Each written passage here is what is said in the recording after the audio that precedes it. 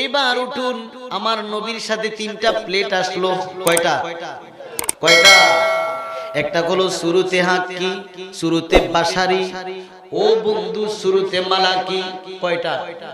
কথাটা জবাব দেন। 3টা প্লেট আসলো, এক একটার মধ্যে এক একটা পোশাক। সুবহানাল্লাহ বলেন। বন্ধুরে আমার, চাঁদের মধ্যে রকেটে করে যখন মানুষ যায়, তাদের দেহের মধ্যে ঠান্ডা পোশাক থাকে, থাকে কি থাকে না? আল্লাহর হাবিবের পরনের মধ্যে কোনো এই ধরনের কোনো পোশাকের প্রয়োজন হয় না।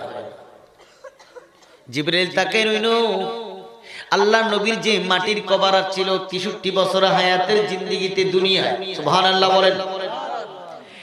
এই 63 বছর হায়াতের জিন্দেগিতে ইহুদি, নাসারা, খ্রিস্টান, বৌদ্ধ, মুসলমান, ইমানদার সকল আদম সন্তানের কাছে আমার নবী গেলেন।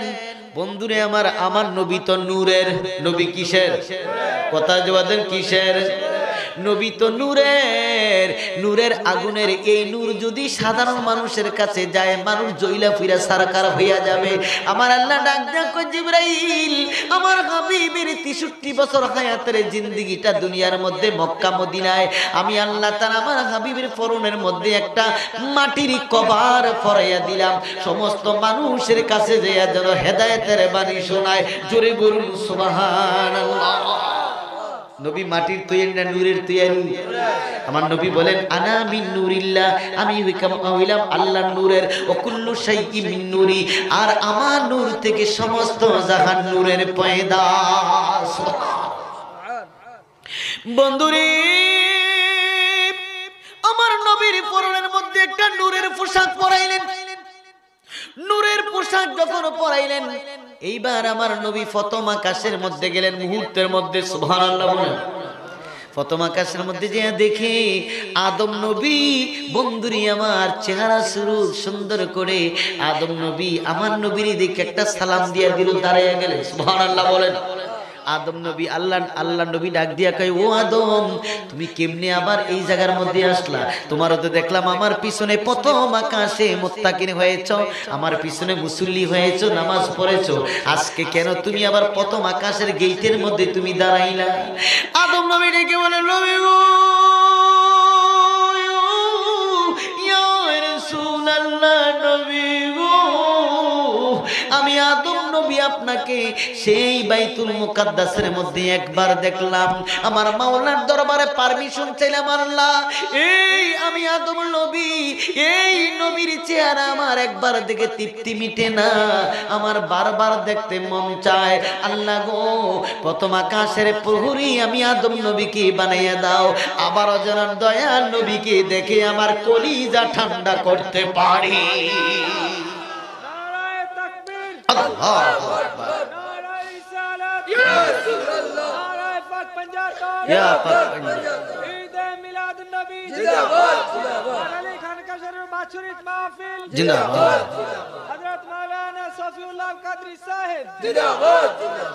আমার ভাইরা, আমি জানতে চাই, তাহলে আদম নবীরও আমার নবীর জন্য পাগল, কি বলেন ঠিক কিনা? আমরা মদিনার পাগল, আমরা নবীজির পাগল, আমরা মদিনার পাগল, আমরা নবীজির পাগল। নবীর জন্য দিতে পারি, নবীর জন্য দিতে পারি জীবনের সকল, আমরা মদিনার পাগল, আমরা নবীজির পাগল, আমরা মদিনার পাগল, আমরা নবী। আমার জিকির নবী নবী, দুই চোখে মদিনার ছবি, আমার জিকির নবী নবী, দুই চোখে মদিনার ছবি।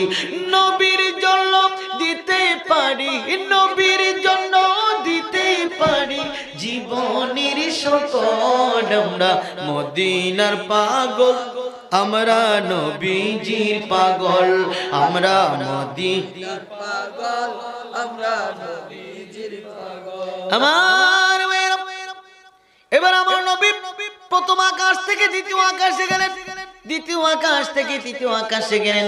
তৃতীয় আকাশ থেকে চতুর্থ আকাশ, পঞ্চম আকাশ, ষষ্ঠ আকাশ। বন্ধুরে আমার সপ্তম আকাশে গেলেন। সপ্তম আকাশের মধ্যে যে দেখি একজন নবী নূরের সুরত নিয়ে বসে রইল। আমার নবীর কি বন্ধুরে আমার হযরতে ইব্রাহিম আলাইহিস সালাম বাইতুল মামুরের সাথে নূরের সুরত নিয়ে বসে রইলেন। বাইতুল মামুরের মধ্যে আমার নবী দেখা বন্ধুরে আমার ইব্রাহিম আলাইহিস সালামকে, ইব্রাহিম আলাইহিস সালাম আমার নবীকে দেখা দাঁড়ায় একটা সালাম দিয়া দিল। জোরে বলুন সুবহানাল্লাহ।